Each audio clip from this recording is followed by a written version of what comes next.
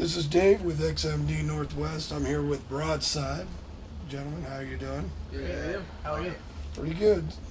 Enjoying the weather, I hope. It's a hot one, but it's nice. Could be worse. Could be worse. So what's it like being on the Warp Tour? Exhilarating and exhausting. Like, it's cool. It's a great opportunity every day, but it's really sucks the life out of you as an up-and-coming artist. Because you gotta work hard, extra hard. You gotta stand above, like, the bands that are already killing it, you know? And so you gotta make sure you can't have an off day. And so that's not challenging, but it's definitely, like, stretching us really thin. And then we're on day, like, 40-something. Yeah. We have 2 shows left, but it's been a true blessing, you know? Like, we've been bumped up a couple times, and we've made a lot of friends, and it's just been, like, it's been good and bad, mostly. Majority good, I'd say. Do you feel something like Warp Tour has broadened your guys' fan base? Yeah, it definitely gave us an opportunity where we could reach more people and give people the opportunity to give us a shot. You know, there were so many crossover crowds and fans and stuff, so I think it was definitely a huge helping hand in that matter. What's it like being on a tour with so many stages and so many different style of bands? I think it's cool because it gives me the opportunity to check out bands that I usually wouldn't, you know? Like the metalcore stages and the metal stages in general. Like, I probably wouldn't go to a show like that myself, but I find myself over there the majority of my time here. I think it's interesting, just like the way they go about themselves and the way their stage banner and all that is in contrast to like some of the bands that we're used to touring with or are on the same stage as us. So I think it's a nice little what's the word? Change of pace? Gumbo? Yeah, change of pace. Oh yeah. Pot. Melting pot. Melting pot. That's I what it like is. that. So what's the response been with your guys' debut? It's been great. Honestly, it's been more than we expected. It kind of started off a little slow, and then it picked up momentum. And so now we've been riding on it for a while, so we're ready to start the next record. So after Warp Tour, what's your guys' plans to finish out 2016? We have a few tour announcements to come, and then we are going to begin tracking our second album, our sophomore album. So, big Cool things. cool things.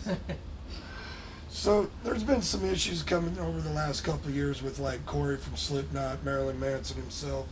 Perfect example last night here in Seattle. He threw blue powder all over a photographer and all over the photographer's camera. Really? Where do you guys stand on how press and fans bring in cell phones and stuff like that? Does it bother you guys when you're on stage? There's 2 sides of me. As an artist, it kind of sucks the life out of me in the sense of, like, it feels like maybe I'm there for a photograph or I'm there for a video, but the majority of me, it's important, especially for, like I said, an up-and-coming band. Like, the reason why we're on Warped Tour is because the youth wanted us here and because people pressed for us to be here.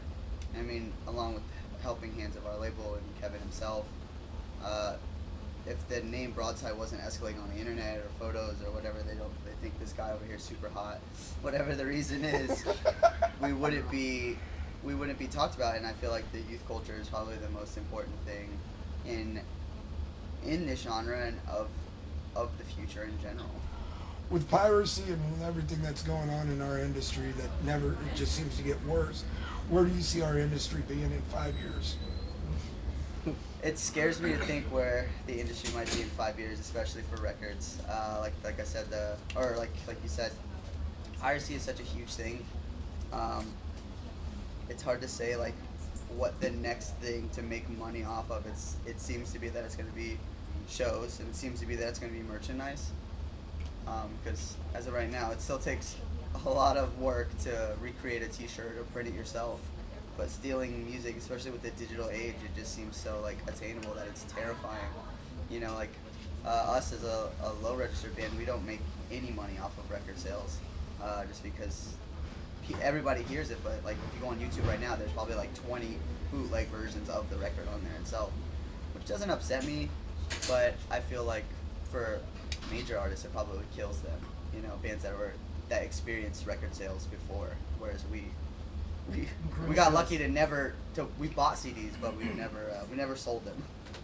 We are true.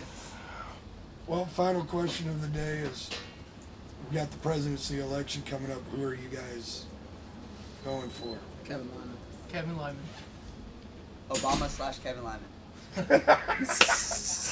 Thanks, you guys. Thank you, Once brother. again, this is Broadside. Catch them on their next set of tours if you're not here today. Thank you so much. Thank Thank you. you, gentlemen. Appreciate it. Thank you.